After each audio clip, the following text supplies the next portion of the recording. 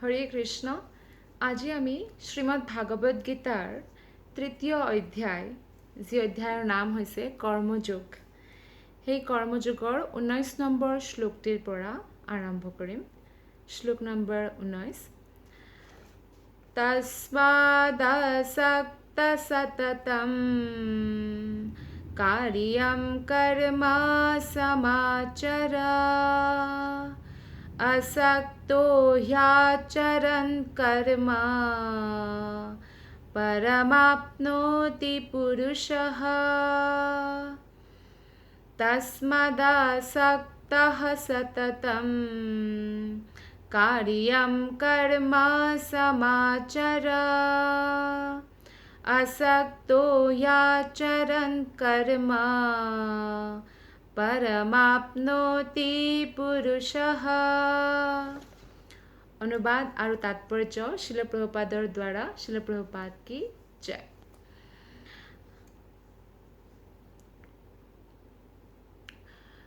ओम नमो भगवते वासुदेवाय। ओम नमो भगवते वासुदेवाय। ओम नमो भगवते वासुदेवाय। এই শ্লোকটিৰ অৰ্থ হৈছে, কৃষ্ণই কয় এই শ্লোকটিত যে সেইকাৰণে কৰ্মফলৰ প্ৰতি আসক্ত নোহোৱাকৈ মানুহে নিজৰ কৰ্তব্য বুজি লৈ নিৰন্তৰ কৰ্ম কৰা উচিত, কিয়নো অনাসক্ত হৈ কৰ্ম কৰিলে ভগৱানক প্ৰাপ্ত কৰিব পাৰি।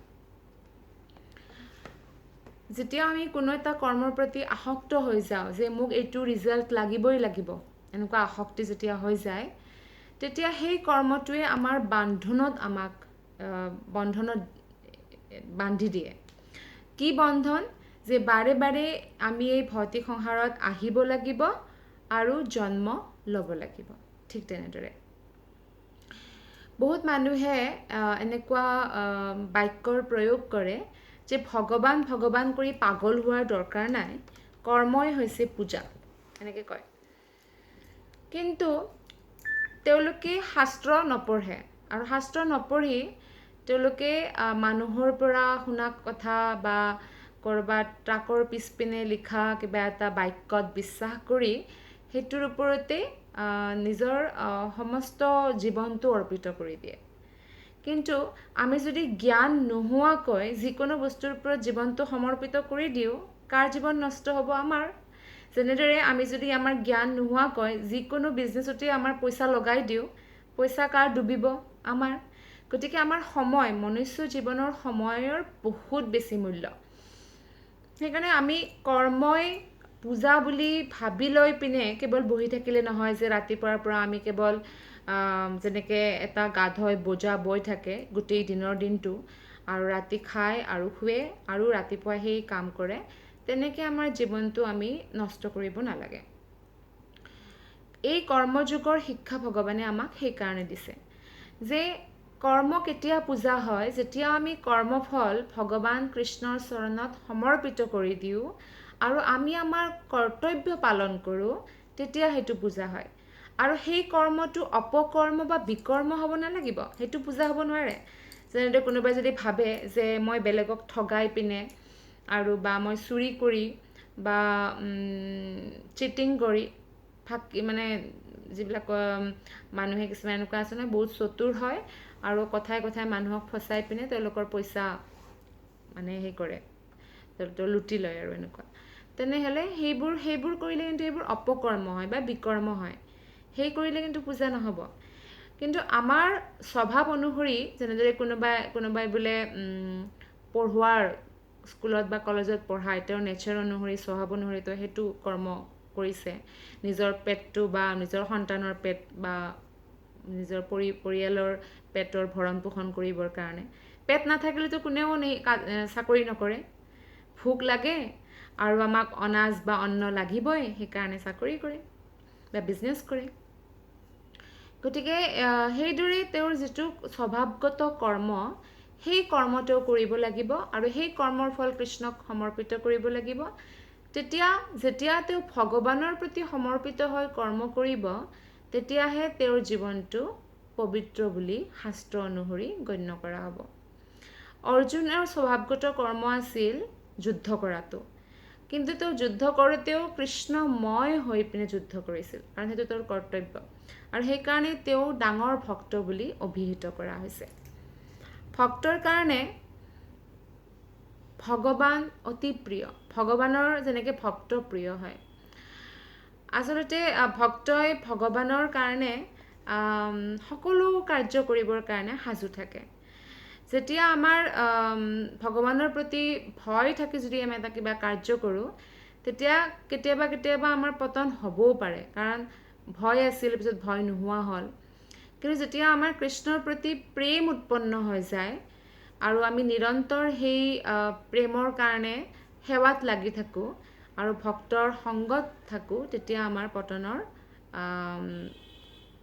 এনেকুৱা চান্স নাহে বা এনেকুৱা আমাৰ কোনো ধৰণৰ ৰাস্তা নাহে, কাৰণ আমাক কোনে প্ৰটেক্ট কৰে, কোনে আমাক ৰক্ষা কৰে? ভগৱানৰ অন্তৰংগা শক্তি।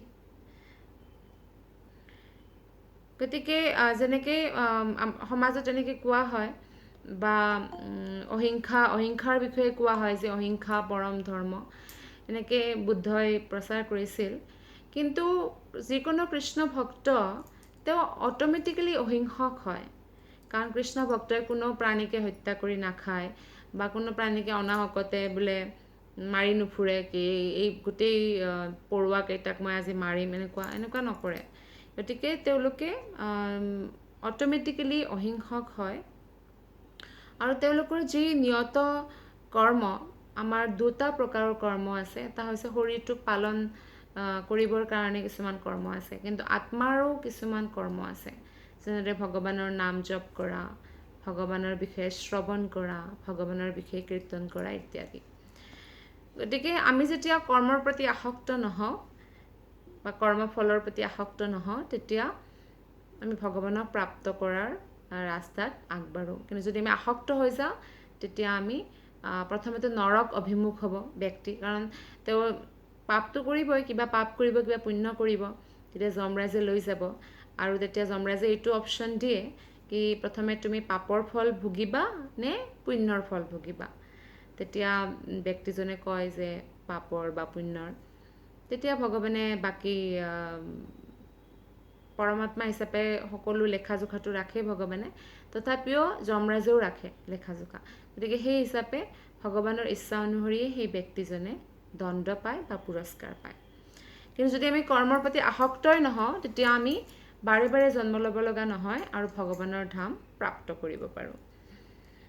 শ্লোক নম্বৰ 20 কোৱা হৈছে, কৃষ্ণই কৈছে, কৰ্মণৈৱ হি সংসিদ্ধিম আস্থিতা জানকাদয়ঃ লোকসংগ্ৰহমেৱাপি সম্পশ্যন কৰ্তুমৰ্হসি।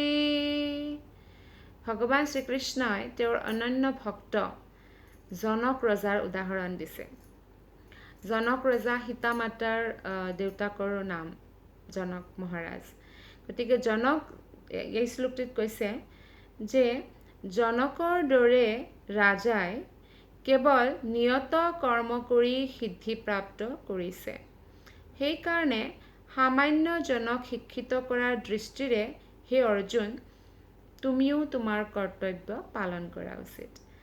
জনক মহাৰাজেতো বহুত ডাঙৰ ভক্ত আছিল। ইমান ডাঙৰ ভক্ত নহ'লে স্বয়ং লক্ষ্মীয়ে তেওঁৰ পুত্ৰী ৰূপে ঘৰত নাহে, সীতা দেৱী। গতিকে ইমান ডাঙৰ ভক্ত আছিল, তথাপিও তেওঁ সকলো ৰাজ্য এৰি পিনে তেওঁ জংঘলত গুচি যোৱা নাছিল।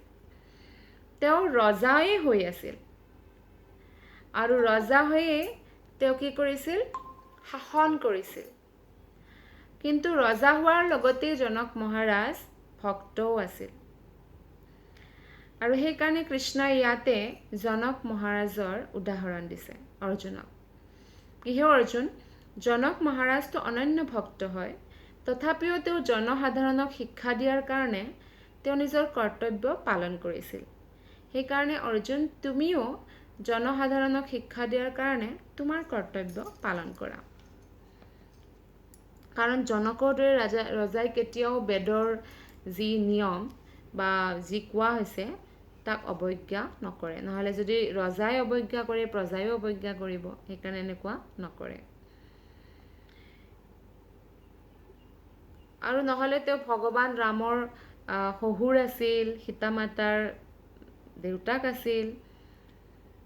গতিকে অৰ্জুনক এই উদাহৰণৰ দ্বাৰা ভগৱানে উৎসাহ প্ৰদান কৰিছে যে তুমিও জনক ৰজাৰ দৰে তোমাৰ কৰ্ম বা কৰ্তব্য পালন কৰা আৰু যুদ্ধ কৰা।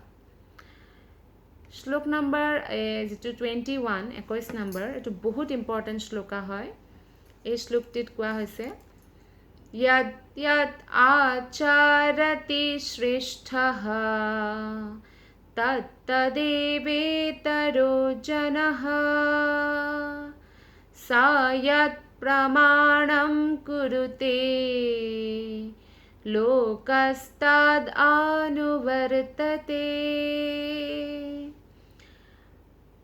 মহাপুৰুষ যিবিলাক ব্যক্তি মানে মহান ব্যক্তিয়ে যিদৰে আচৰণ কৰে সামান্য ব্যক্তিয়ে সেইদৰেই তেওঁক অনুসৰণ কৰে।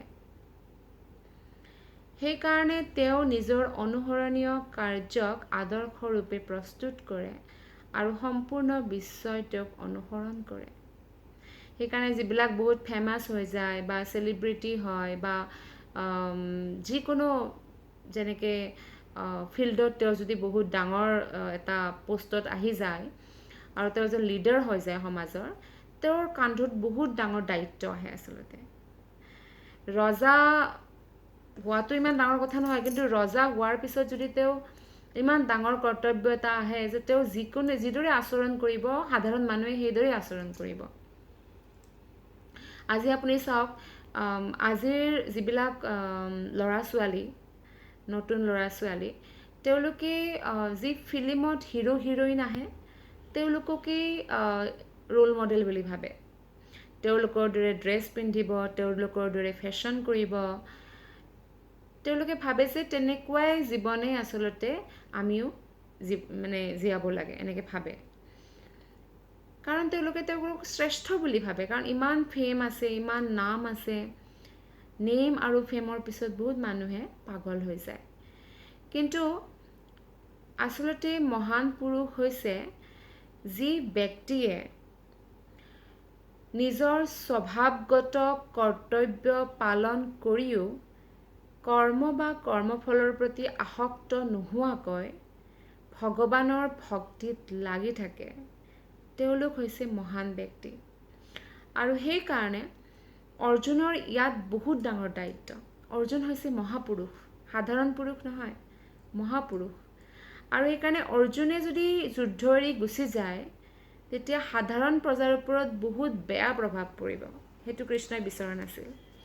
সেইকাৰণে কৃষ্ণই কৈছে যে যিবিলাক মহান ব্যক্তি তেওঁলোকে যিদৰে ব্যৱহাৰ কৰে সাধাৰণ মানুহবোৰে তাকেই অনুসৰণ কৰে।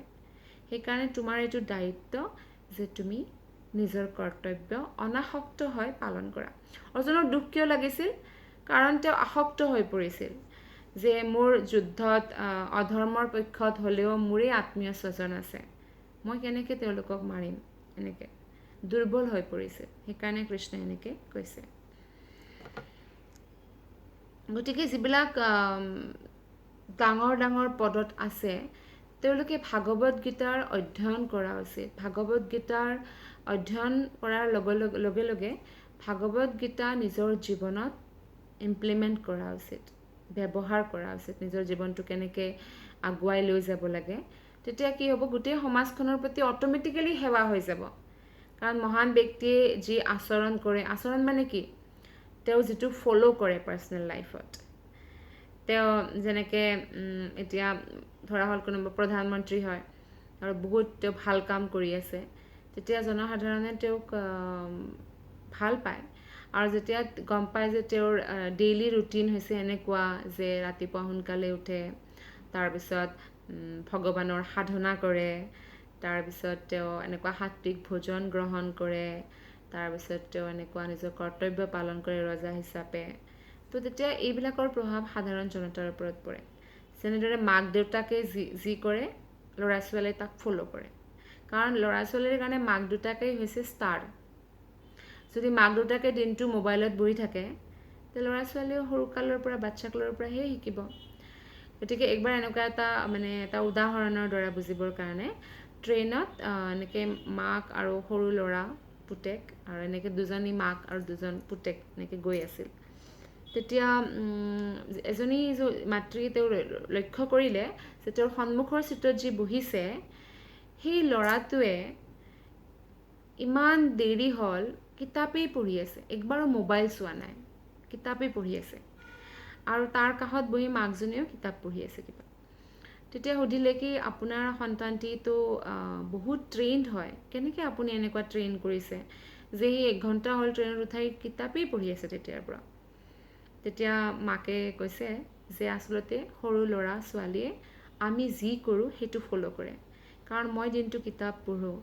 আৰু সিও সেইকাৰণে কিতাপ পঢ়ে মই যদি দিনটো মোবাইল চাই থাকিলোহেঁতেন তেতিয়া সিও মোবাইল চালেহেঁতেন তেতিয়া অট'মেটিকেলি সন্মুখৰ মাতৃজনীয়ে বুজি পাইছে কাৰণ তাই কৈছিল যে মোৰ সন্তানটিতো গোটেই ৰাতি তাক কেৱল মোবাইল লাগে হয়নে নহয় গতিকে মাক বাপেককেই ফ'ল' কৰে সন্তানটিয়েও ঠিক তেনেদৰে ডাঙৰ মানুহবোৰক ফ'ল' কৰে যদি কোনোবাই ডাঙৰ পজিশ্যনত থাকি মদ খায় ভাং খায় চিগাৰেট খায় আৰু এনেকুৱা ধৰণৰ কাৰ্য কৰে অবৈধ যৌন সম্বন্ধ সেনেকুৱাই হ'ব তেওঁৰ যিবিলাক প্ৰজা বা তেওঁৰ ফলোৱাৰ্ছ তেনেকুৱাই হৈ যাব অট'মেটিকেলি সেইকাৰণে কোৱা হৈছে যে শিক্ষক পজিশ্যনত বিশেষকৈ কোনোবা যদি শিক্ষক হয় তেওঁৰ যিটো মানে চৰিত্ৰ সেইটো আদৰ্শ হোৱা উচিত এনেকুৱা আদৰ্শনীয় হোৱা উচিত যে সকলোৱে তেওঁক শ্ৰদ্ধাৰে চায় এনেকুৱা যে আমি কোনোদিনেই এই ব্যক্তিজনক যি শিক্ষক যি আমাৰ সন্তানক শিক্ষা দি আছে কোনোদিনেই আমি তেওঁক কোনো ধৰণৰ বেয়া অভ্যাসত দেখা নাই কিন্তু মডাৰ্ণ এজত যিবিলাক শিক্ষা দিয়ে তেওঁলোকৰো বহুতেই আচলতে এইটো মেইনটেইন নকৰে কিন্তু শিক্ষকে আমাৰ যিবিলাক আধ্যাত্মিক বিদ্যা সেয়াও অৰ্জন কৰা উচিত নহ'লে ভৌতিক বিদ্যাৰ লগত আধ্যাত্মিক বিদ্যা নিদিলে সেই শিক্ষা সম্পূৰ্ণ নহয় গতিকে শিক্ষক কোন হোৱা উচিত যিয়ে শাস্ত্ৰৰ নীতি নিয়মবোৰ পালন কৰে শাস্ত্ৰক শ্ৰদ্ধা কৰে শ্ৰীমদ ভাগৱত গীতা শ্ৰৱণ কৰে আৰু নিজেও পঢ়ে আৰু নিজৰ যি ছাত্ৰ ছাত্ৰী তেওঁলোককো উপদেশ দিয়ে কাৰণ শিক্ষকৰ বহুত ডাঙৰ প্ৰভাৱ পৰে স্কুলত কিমান ঘণ্টা থাকিব লগা হয় এটা বাচ্চা গতিকে স্কুলৰ এনভাইৰনমেণ্ট বা কলেজৰ এনভাইৰনমেণ্টে বহুত চেঞ্জ আনিব পাৰে তেওঁৰ চৰিত্ৰত গতিকে যিসকল ব্যক্তিয়ে উন্নতি বিচাৰে তেওঁলোকক এনেকুৱা মহান শিক্ষকৰ সংগ লোৱা উচিত আৰু এইদৰে তেওঁলোকে কি হ'ব নিজৰ চৰিত্ৰ গঠন কৰিব পাৰিব আৰু ভক্তিত আগবাঢ়ি যাব পাৰিব আহক শ্লোক নম্বৰ 22 কি কৈছে আমি চাওঁ ভগৱান শ্ৰীকৃষ্ণই নতে পাर्थास्ति कर्तव्यं त्रिषु लोकेषु किञ्चन नानावाप्तामवाप्तव्यं वर्त एव च कर्मणि অৰ্জুনক সম্বোধন কৰি কৈছে কৃষ্ণই হে পৃথা পুত্ৰ তিনো লোকত মোৰ কাৰণে কোনো নিয়ত কৰ্ম বা কৰ্তব্য নাই মোৰ তাত একো বস্তুৰ অভাৱ নাই আৰু মোক একো বস্তুৰ দৰকাৰো নাই তথাপিও মই নিয়ত কৰ্ম কৰোঁ যেতিয়া ভগৱান এই ধৰাতলত অৱতৰিত হয় আপুনি চাওক ভগৱানে সকলো নিয়ত কৰ্তব্য কৰিছে যেতিয়া দেখা পায় যে নন্দ বাবাই সদায় গাই চৰাব যায় গোবৰ্ধনত বা ঘাঁহ খোৱাবৰ কাৰণে লৈ যায় ইমান গাইবোৰক তেতিয়া কৃষ্ণয়েও মাকক কয় ময়ো যাম দেউতাৰ দৰে ময়ো গাই লৈ যাম তেতিয়া মাকে আপত্তি কৰে তোমাৰ এতিয়া বৰ্তমান হাইট ইমান আৰু গাইৰ হাইট হৈছে তোমাতকৈ ডাবল তুমি কেনেকৈ কণ্ট্ৰল কৰিবা নোৱাৰা যাব তেতিয়া কৃষ্ণ হাৰি যায় কৃষ্ণই ভাবে কি যশোদা মাকটো কনভিন্স কৰাটো বহুত দিগদাৰী তেতিয়া তেওঁ নন্দ বাবাৰ ওচৰত যাই কয় নন্দ বাবা মোক আপোনাৰ দৰে ময়ো গাই লৈ যাম নন্দ বাবাই কয় গাইবোৰ বহুত ডাঙৰ তুমি কেনেকৈ মেনেজ কৰিবা কৃষ্ণই কয় ঠিক আছে মই গাইৰ পোৱালীবোৰক লৈ যাম, তেওঁলোকে ঘৰতে থাকে দিনটো, গতিকে গাইৰ যদি পোৱালীবোৰক লৈ যাওঁ তেতিয়া কি হ'ব, তেওঁলোকেও খেলিব, তেওঁলোকেও ঘাঁহ খাব নতুন নতুন। নন্দ বাবাই সেইটো প্ৰপ'জেল ভাল পালে। তেতিয়া যশোদাৰ লগত কথা পাতে, যশোদা মাৰ লগত, আৰু কয় যে কৃষ্ণই গাইৰ যিবিলাক পোৱালী তেওঁলোকক লৈ যাব। তেতিয়া যশোদা মাতো ৰেডি নহয় প্ৰথমে, কিন্তু তথাপি পিছত কৃষ্ণৰ জেদৰ সন্মুখত মানিব লগা হয়। আৰু কৃষ্ণই সেনেকৈ সৰু সৰু থাকোঁতে গাইৰ পোৱালীবোৰক লৈ যায়, অলপ ডাঙৰ হ'লে গাইকো লৈ যায়। এনেকৈ কৃষ্ণইও এনেকুৱা নিয়ত কৰ্তব্য পালন কৰিছে, কাৰণ তেওঁৰ যি পালন পোষণ হৈছিল কৃষ্ণৰ বৈশ্য পৰিয়ালত হৈছিল। ভগৱানটো কোনো জাতিৰ অন্তৰ্গত নহয়, তথাপিও জন্ম হৈছিল দৈৱকীৰ পৰা। সেইটো জন্ম প্ৰাকৃতিক জন্মৰ দৰে নহয় তথাপিও। আৰু পিছত যশোদা মাৰ তাত যায়, গতিকে যশোদা মাৰ তাতেও তেওঁ গাই লৈ গৈছিল গোবৰ্ধনত, ডেইলি যায়। আৰু যেতিয়া তেওঁ ৰজা হয় তেতিয়াও সকলোবোৰ কৰ্তব্য পালন কৰে, নিয়মিতভাৱে তেওঁ ৰাজসভাত যায়। আৰু যেতিয়া নাৰদ মুনি এবাৰ যায় কি কৃষ্ণ গোটেই মহলত আছেনে নাই, নাৰদ মুনি 16,108টা অট্টালিকাত ঘূৰি ঘূৰি ভাগৰি পৰে আৰু দেখা পায় যে কৃষ্ণ সকলোতে আছে। ক'ৰবাত গাই পূজা কৰি আছে, ক'ৰবাত যজ্ঞ কৰি আছে, ক'ৰবাত কৃষ্ণই সন্তানসকলক শিক্ষা দি আছে, ক'ৰবাত নিজৰ ছোৱালীজনী মানে বিদায় দিছে, বিয়া হৈছে ছোৱালীৰ, ক'ৰবাত ল'ৰাজনৰ কাৰণে বোৱাৰী আনিছে। আমি দেখা পাওঁ কৃষ্ণই সকলোবোৰ কৰ্তব্য পালন কৰিছে। আৰু এজন ভাল যি ৰিলেটিভছ বুলি কয়, ভাল যিবিলাক সম্বন্ধীয়, তেওঁলোকে সম্বন্ধীয়ৰ যেতিয়া বিপদত পৰে তেওঁ সহায় কৰে। যেতিয়া দেখা পাইছে যে মোৰ কুন্তী পেহী হয় কৃষ্ণৰ, সেই কুন্তী পেহী বিপদত পৰিছে, তেওঁৰ সন্তানবোৰ বিপদত পৰিছে, পাণ্ডৱৰ কাৰণে কিমান কিমান দিন গৈ পিনে তেওঁলোকৰ লগত আছে, তাৰপিছত যুদ্ধতো সহায় কৰিছে, সাৰথি হৈছে। সাৰথি হোৱাৰ কাৰণ এইটোও যে নহ'লেতো কৃষ্ণইতো মাত্ৰ সুদৰ্শন লৈয়ে গোটেইবোৰকে হৰুৱাব পাৰে, যাতে এনেকুৱা নহয় যে আচ্ছা ভগৱানে যুদ্ধ কৰিছে গতিকে জয়টো হ'বই। অৰ্জুনক সেইটো মানে ক্ৰেডিটটো দিছে যে অৰ্জুনে যুদ্ধ জয় কৰিছে, মই কেৱল সাৰথি, এনেকুৱা। গতিকে ভগৱানে কৈছে যে মোৰ কাৰণেতো একো কৰ্তব্য বা কৰ্ম নাই, মইতো ভগৱান হয়, মোৰ তাত একো বস্তুৰ অভাৱ নাই। সৌভাগ্যৰ দেৱী লক্ষ্মীয়ে ভগৱানৰ চৰণ সেৱা কৰে, গতিকে ভগৱানৰ একো বস্তুৰ অভাৱ নাই। আৰু ভগৱানৰ এনেকুৱাও নহয় যে কি এনেকুৱা কিবা এটা কৰ্ম কৰিবই লাগিব বা নহ'লে এনেকুৱা কিবা হৈ যাব, এনেকুৱা নহয়। তথাপিও কৃষ্ণই কথাটো মোৰ কৰ্তব্য পালন কৰোঁ। গতিকে মই ভগৱান হৈ যেতিয়া মোৰ কৰ্তব্য পালন কৰোঁ, গতিকে তুমিও কৰ্তব্য তোমাৰ পালন কৰা।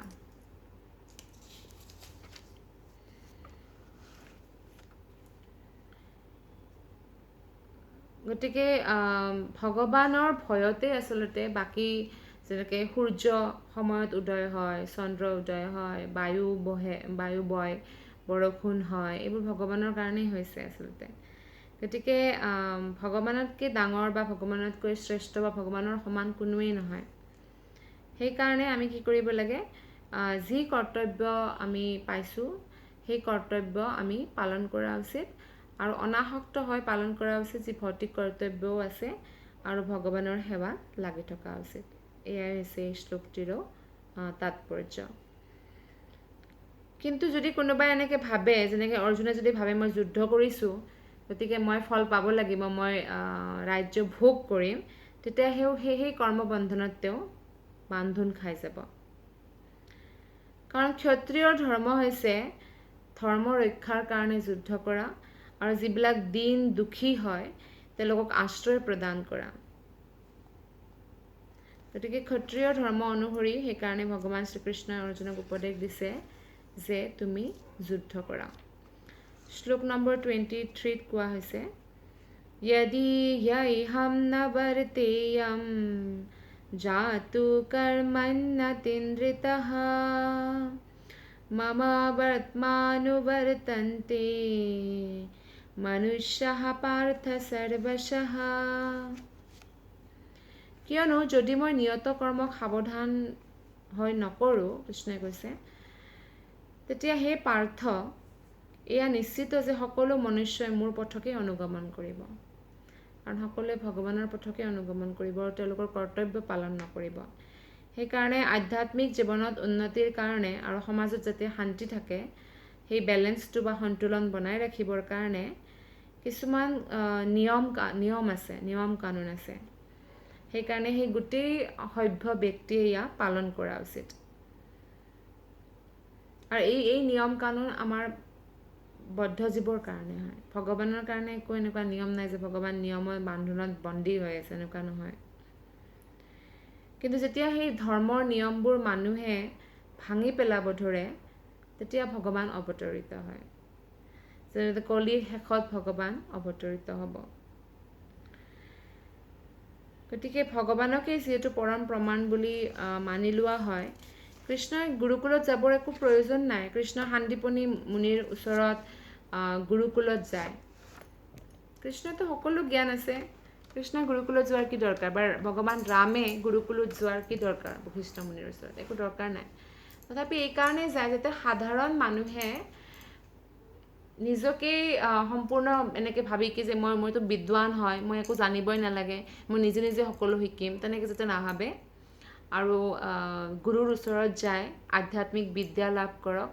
আৰু তেওঁৰ কি হ'ব, তেতিয়া তেওঁৰ ধৰ্ম অধৰ্ম কি নিজে বিচাৰ কৰি জীৱনত আগবাঢ়িব পাৰিব। নহ'লে ভগৱানৰ কাৰণে একো ডাঙৰ কথা নহয় যে তেওঁ গুৰুকুলত যাব, বা ভগৱানে একো ৱেইট লিফটিং নকৰাকৈয়ে গোটেই গোবৰ্ধনক নিজৰ হাতত ধাৰণ কৰিছিল। গতিকে ভগৱানৰ কাৰণে কোনো বস্তুৱেই এনেকুৱা বান্ধোন নাই বা এইটো কৰিবই লাগিব তেতিয়াহে ভগৱানে পাৰিব, এনেকুৱা নহয়। কিন্তু সাধাৰণ মানুহক ৰাস্তা দেখুৱাবৰ কাৰণে কৃষ্ণই এনেকুৱা কৰে। আৰু কৃষ্ণই ভাগৱত গীতাত যিবোৰ উপদেশ দিছে, ভগৱান শ্ৰীকৃষ্ণই নিজেও সেই উপদেশবোৰ নিজেও দেখাইছে কৰি পিনে, যে এজন মহান ব্যক্তিয়ে কেনেদৰে আচৰণ কৰা উচিত। মহান কোনে কিমান মহান সেইটো ডিপেণ্ড কৰে যে কাৰোবাৰ বোলে প্ৰভোকিং চিটুৱেশ্যন, মানে উত্তেজনা দিয়া বোলে কিবা এটা চিটুৱেশ্যন আহিছে, পৰিস্থিতি আহিছে, য'ত আপোনাৰ বহুত খং উঠিব লগা আছিল, কিন্তু আপুনি তথাপিও শান্ত হৈ থাকে, খং নকৰে, আৰু বুদ্ধিৰ উপযোগ কৰি পিনে ভালদৰে সেই পৰিস্থিতিটোক মেনেজ কৰে। তেতিয়া তেনেকুৱা ব্যক্তিক মহান ব্যক্তি বুলি কোৱা হ'ব। অৰ্থাৎ তেওঁৰ যিবিলাক ইন্দ্ৰিয়, সেই ইন্দ্ৰিয়ৰ ওপৰত তেওঁৰ কণ্ট্ৰল আছে। কাম, ক্ৰোধ, লোভ, মোহ, মদ, মাৎসৰ্য এইবিলাকৰ বেগত আহি পিনে তেওঁ কোনো ধৰণৰ ডিচিশ্যন নলয়। সেইবিলাকক কণ্ট্ৰল ৰাখি পিনে তেওঁ ভগৱানৰ ভক্তিত লাগি থাকে, আৰু সেইকাৰণে তেওঁৰ যি সিদ্ধান্ত, সেই সিদ্ধান্ত সকলোৱেও মানি লয়। তেনেকুৱা ব্যক্তিক মহাপুৰুষ বা মহান পুৰুষ বুলি কোৱা হয়। গতিকে আজিৰ যিকেইটা শ্লোক আছিল তাৰ পৰা আমি এয়াই শিকিলোঁ যে এনেকুৱা নহয় যে আমি কোনোবা ফেমাছ বা চেলিব্ৰিটি হ'ব লাগিব তেতিয়াহে আমি এনেকুৱা আচৰণ কৰিম। যদি আমি এখন সমাজত আছোঁ, আমাৰ আশে পাশে থকা মানুহবোৰেও আমাক আচলতে অবজাৰ্ভ কৰি থাকে, লক্ষ্য কৰি থাকে। গতিকে আমি যদি আমাৰ জীৱনটো সুন্দৰভাৱে অতিবাহিত কৰোঁ, কৰ্মফলৰ প্ৰতি আসক্ত নোহোৱাকৈ, নিজেই অন্তৰ্মুখী হয়, নিজেই নিজৰ আত্ম অনুসন্ধান কৰোঁ যে মই কি কৰ্মৰ প্ৰতি আসক্ত নেকি, মই কি ক্ৰোধ বেছিকৈ কৰোঁ বা কমকৈ কৰোঁ, বা মই ক্ৰোধ বা মোৰ ভৌতিক ইচ্ছাৰ ওপৰত কেনেদৰে কাৰ্য কৰিম, এনেকৈ যদি আত্ম অনুসন্ধান কৰোঁ আৰু এজন যদি ভাল ভক্ত হ'ব পাৰোঁ, সেইটোৱে অট'মেটিকেলি সমাজৰ কাৰণে সেৱা হয়, আৰু বহুত ডাঙৰ সেৱা হয় মানৱ জাতিৰ প্ৰতি। কাৰণ তেতিয়া আপোনাৰ আশে পাশে যিবোৰ আছে বা আপোনাক যিসকলে ভাল পায়, ফ'ল' কৰে, তেওঁলোকেও নিশ্চিত ৰূপে আপোনাৰ ব্যৱহাৰৰ পৰা শিক্ষা লাভ কৰিব আৰু ভগৱান শ্ৰীকৃষ্ণৰ ভক্তিত নিমগ্ন হ'ব। বহুত বহুত ধন্যবাদ। হৰে কৃষ্ণ।